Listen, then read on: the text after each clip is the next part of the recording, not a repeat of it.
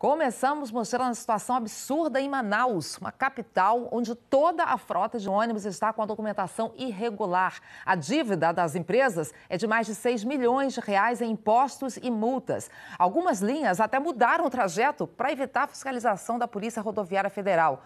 O Detran sabe de tudo, mas... Se por acaso existirem. De julho de 2013 até o fim de janeiro deste ano, as empresas tinham isenção do IPVA, suspensa pelo governo do estado. Só que os outros impostos e taxas precisavam ser pagos, o que não foi feito. O Departamento Estadual de Trânsito fez as contas e só em 2016 as empresas de transporte coletivo de Manaus devem ao Detran cerca de 6 milhões de reais em multas, taxas e seguros. Só que o problema vai além do dinheiro.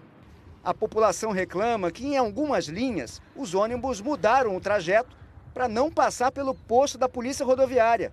Um dos pontos de maior movimento é o Porto da Ceasa, usado por muita gente que pega barco para atravessar o Rio Negro e chegar a outros municípios.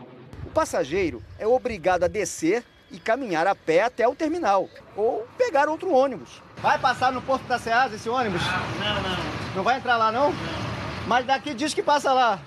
Não pode? É só provisório, só por um dia, tá passando por aqui. Tá chato mesmo isso, eu não sei quando é que vão endireitar esse negócio aqui para nós dos ônibus. O Detran diz que não fiscaliza os ônibus, mesmo sabendo que eles estão irregulares, para evitar transtorno à população. Seria um contrassenso o Detran apreender todos os ônibus que estão irregulares na cidade de Manaus. E todos indistintamente estão irregulares. Por quê?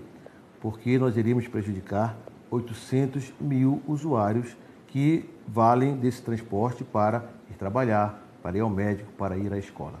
O representante das empresas disse que está com problemas financeiros e que a prioridade não é pagar os impostos. A nossa prioridade é pagar motorista e é pagar o diesel para poder rodar.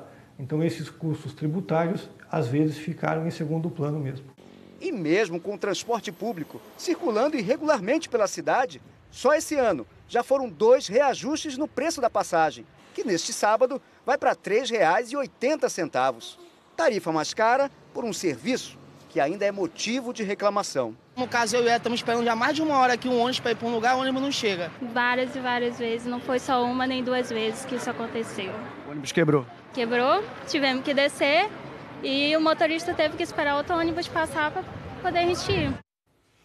E ó, você viu aí na reportagem, né, que o Sindicato das Empresas de Ônibus não tem nem prazo para pagar os licenciamentos. O Detran entrou com ações na Justiça para obrigar as empresas a pagarem tudo isso que está atrasado. É inacreditável, né? Outras informações da situação em Manaus, que a gente falou no começo do Bom Dia Brasil, além daqueles problemas dos ônibus rodando sem documentação, os moradores de Manaus também passaram o fim da noite de ontem e a madrugada de hoje sem transporte por causa de uma onda de depredações. E teve muita confusão por causa disso. Vamos falar com o Vandré Fonseca ao vivo com as informações. Vandré, tá difícil para os passageiros de ônibus por aí, hein? Esses ônibus já começaram a rodar?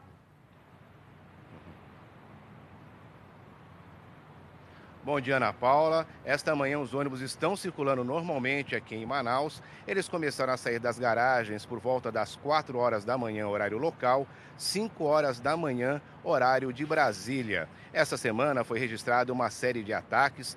4 ônibus foram incendiados, um homem foi pego tentando botar fogo em outro ônibus, uma pessoa foi detida. Depois disso, as empresas decidiram recolher os veículos, o que pegou a população de surpresa.